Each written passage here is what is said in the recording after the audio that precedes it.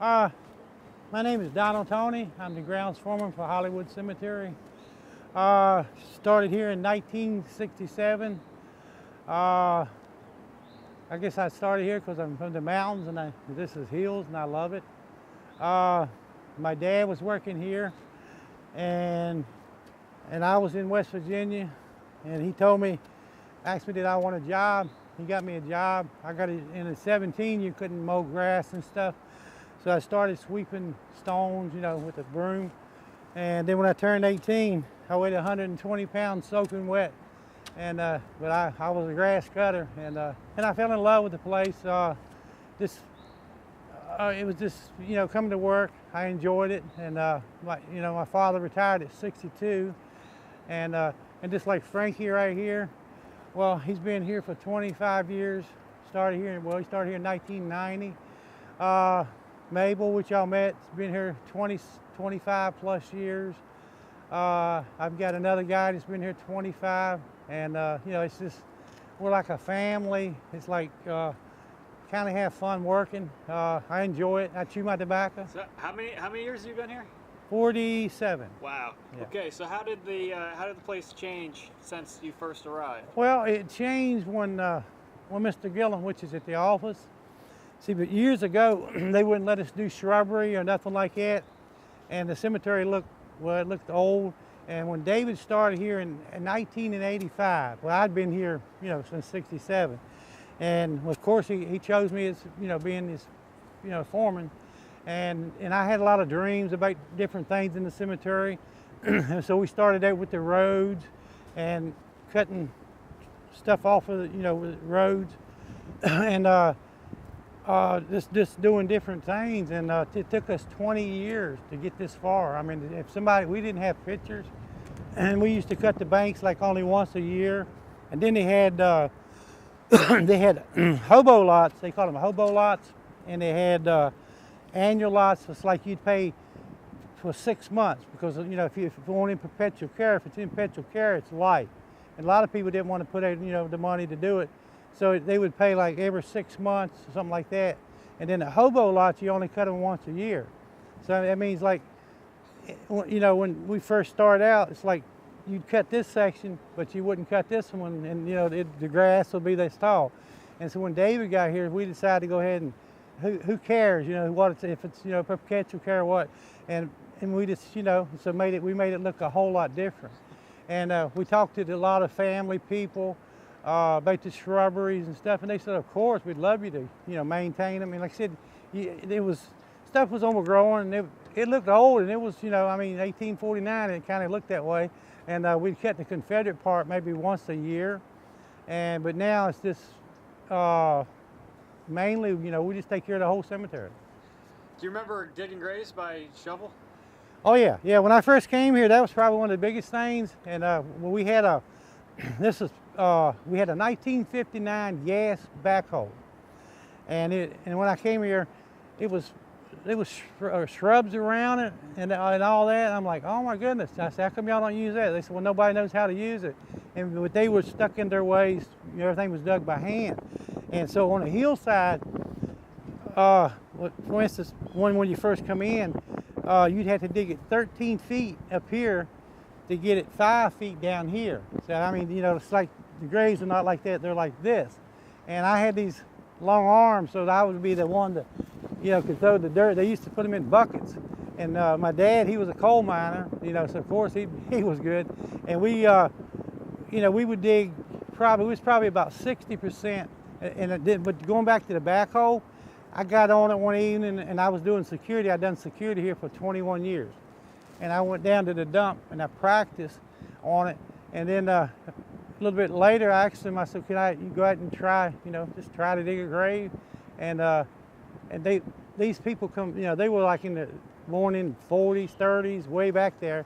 And the only thing they knew was a pick and shovel. And I dug my first grave, was up there by the school, and it was in section 26. And we had these carts, and my brother was working here and another guy. And we dug it. I said, it's going to probably take me all day to dig it. It did. But after 2,000 graves later, I started getting pretty good, And so it just changed from digging them by hand you know, doing them with the backhoe. But you know, and then we had, well, like Frankie's got the gas, you know, the gas trimmers. When I first came here, we had a generator, and it weighed about 450 pounds. And they had 150 foot of wire. You plug it in, you crank the generator up, you plug it in, and then you had a trimmer.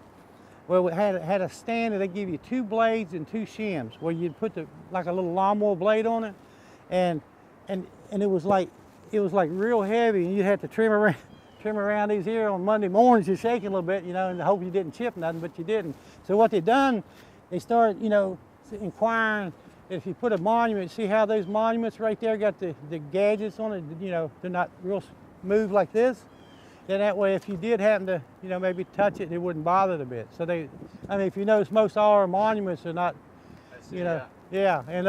And then we had a leaf blower, and we got it from New Holland, and it was all metal, and it weighed 45 pounds. I weighed 120, and my brother, well, he was really good on it, and so we got, you know, blowing the leaves with that thing, and it had power like crazy. So I went to Harvey's Hardware, and I said, you got to be something different. So anyway, he brought one down. We tried it out, and it was a plastic one. You know, everything was plastic. So you're going from 45 pounds to probably a 20, maybe something like that. So it made a difference. And then what we done, we expanded from one leaf blower to, you know, get 1 or 2. Got a lot of changes. Yeah. And then So you were talking about where you came from. What about what's your family history?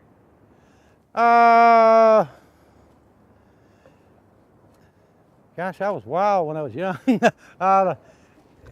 Well, you know, starting here at 17 years old, and but what's the favorite? I think the biggest thing that I've seen in Hollywood all my time, had this police officer. His last name was McMahon, and he got killed. And Frankie was here. They showed it on TV that night. And there was like 7 miles. We had 10 miles of roads in the cemetery. And there was 7 miles of cars, ambulances, fire engines, police cars. And we filled this whole cemetery up with 7 miles of cars. And that was the biggest funeral that I'd ever seen. And I mean, it went through real well. And well, we had,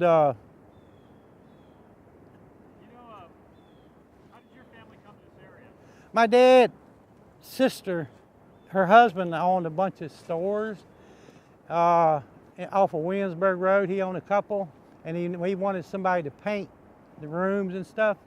And so he came out, and he started painting, and he knew somebody on the hill. And they told my dad, they said, well, why don't you go down to the cemetery and try to get your job and all. So he came down and went to work. I think we started out. He started at $1.15 an hour, and when I came here, they gave me $1.10 an hour because I was sweeping monuments. But the rent was Harvey's Hardware was $15 a week. 3-2 beer was pretty cheap, but you could drink beer at 18, and you had the 6 point and the 2.3, and you know, at 18 years old, and I kind of liked the beer, and but then going back, I make pretty good money, like you was talking earlier. If I got a nickel in 47 years, but the rent was 15, well, I'm clearing $49 a week, and you know, groceries was cheaper, everything was cheaper, and I even had money in my pocket. You know, it's like now I make pretty good money, and we got 2 vehicles, we got a decent house, and you know, all that. Do you have family buried here? No family. Family's buried over there. I have a ex-wife. I lost one of my daughters. I had 4 daughters, and she had a seizure at 37, and I buried her next to her mom, just right over there. That's been probably about 4 years ago, and that was a big, you know, to the heart, because she was real pretty, not ill that much, but she had, you know, that, and she was folding clothes, and she had a seizure, but Riverview, my wife's family's buried over there, and all, but nobody here. And one thing too is there's no Toneys in here. Toney's and I checked, no Toneys, this thing, that's my last name. and it's a very unusual name. And Unusual is that your father took care of the grounds here. You're taking care of the grounds, your family, everything. You don't have any family here. yeah, no family, no family. What's your favorite place? My favorite place is, where he done the dogwood right many times when we first started out. That's section B, and you got B Center, and it's just the most peaceful place to me in the cemetery. Why is it peaceful? It's because you got the magnolias, you got the dogwoods, and for some reason, you're in the center of this section, and it's just got all these beautiful monuments and stuff, and it's beautiful. It's just got that, some places, you sit up there, and a lot of people will buy in the sections because of the hills and stuff and all, looking down, and we sell in different areas, just like this one right here, and people like it because they can see the James River and all that. But I just like it up there because you really can't see nothing. Which if you see in the city, it's going to think something about the city. If you see the river, you're going to think about. I've seen a lot of stuff on the river in my time, but doing security. But being up there, I see nothing. I look to the left, I look to the right, I don't see nothing. So it's just like, I love it, right there in that area.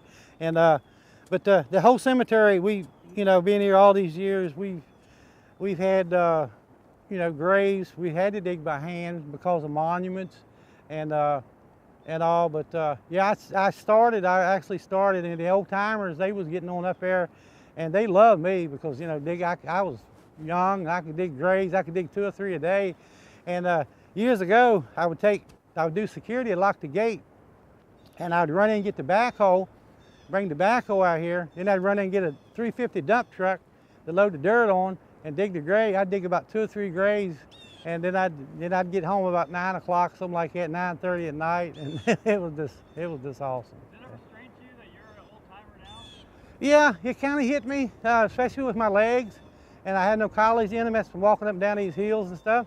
And I had a physical, and the doctor said that the main thing with my health was working out here. And he'll tell you, I work.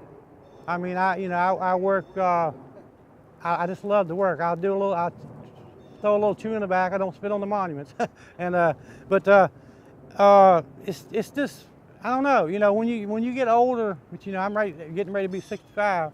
But when you get older, if you sit down and watch TV, your blood don't stir, and so here I'm keeping occupied at all times, and so far these guys, they work with me. We got Easter coming up Sunday, and I think we will have some church people that are going to be down here Sunday, and we're always having, and May the 4th, we had the big picnic down in the valley. And that's pretty awesome, and they have a band and stuff like that. So we had this friends, and there's always something going on, always. How's it been with the change of seasons? The what? The change of seasons. How's that been here? Well, it seems right now we're a month in the temperatures because the grass, you see the grass, it's usually greener, and the dogwoods are a little bit later, and but this year we had a winter, a real good. We had like 14 inches of snow, and we used to get people to plow the roads, but the thing of it is if it's a blanket like that, they didn't know where to go, so Frankie or somebody will drive the truck when we have snow plow. But before we got the snow plow, we had the old timers done it. They made a frame with a board like a V, like this, and it had a chain on it and had blades on it. So all you do, you drive the truck like that right there, and what it would do, it would take the snow and just pattern it out like that. And so before we entered that, I put a sofa on it, and some VCU people would come down, I'd get them to ride it and put weight on it, so they'd be riding on the sofa. Hold on 1 second, though. Yes, sir. You remember them? Oh, yeah.